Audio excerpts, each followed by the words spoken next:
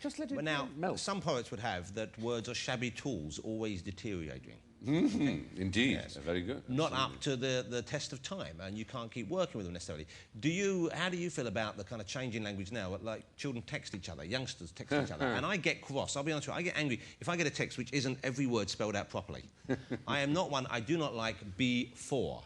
See you later. I get quite cross, and I refuse to respond to these things. My dear nephew George, who's 12, I gave him some present. He said, "That is so book." I said, "What?" He said, "That is really book." It wasn't a book I'd given him at all. It was one of those PSP things. Oh, marvellous. And I said, "What do you mean book?" He said, "Do you know what book means?" I said, "Well, I thought I knew what book meant." And what it is, you know, T9, you know, predictive text. This is when you text in and it guesses the guesses word. ahead the word, yeah. If you try and type cool on some of these systems, it comes out as book.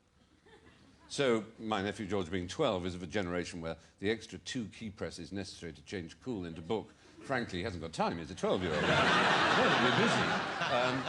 So they just let book stand. So book, for his generation, means cool. So the language has evolved. Yeah, it's well book, exactly.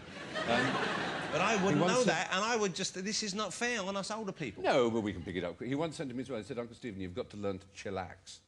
Chillax? Chillax. Chillax? So, yeah, it's a portmanteau. It's chill and relax into one word. I don't like this. Why not? It's wrong. Not wrong at all. Look, there are 2 words. There's chill and there's relax. Chillax is not a word. Chillax is like a planet in Doctor Who. Do you like words melding together?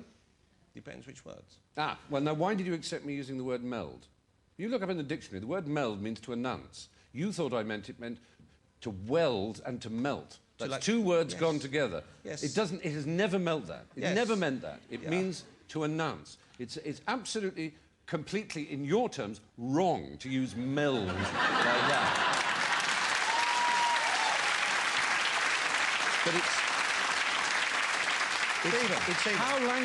it's how language built up. I have no time at all for the kind of... Just chillax a bit, will you? But it's an important point. It's an important point because most of the people who actually think they're the ones who care about language, the kind of absolute arse-witters who write letters to newspapers, you are far from your audience. It's the kind of, I'm afraid, the kind of people who write to Radio 4 moaning about a confusion of disinterested and uninterested and thinking that they're terribly educated and that they really understand language and they know the derivation of words and someone has said less when they meant fewer and so on. But that's not being a guardian of language. Being a guardian of language is enjoying language, is understanding it. And if people understood it for a second, the philology, as it's called, the history of it, you'd realise language is changing all the time. But you know what's lovely about hearing you say this is because you have a reputation, and it is completely unfair, of being tweedy and of being someone who is sort of fogyish. And, of course, I know from my own experience, you know, I don't know you terribly well, but I know that you embrace modern technology, you embrace modern culture, and this speaks highly of you that you are more prepared than someone like myself who, to the casual viewer, would seem far more book. Yes. And yet he's not as booky. I tell you what it is.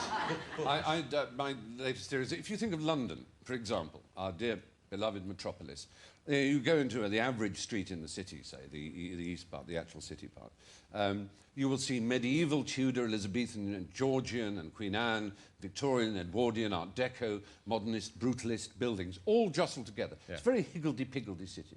You cross over the Channel to the nearest equivalent metropolis, Paris, and for reasons that it might be impolite to go into, but it's something to do... Historical. Well, the fact that every time Fritz coughed, then René curled up into a little ball and put up a white flag. But it's essentially that it wasn't...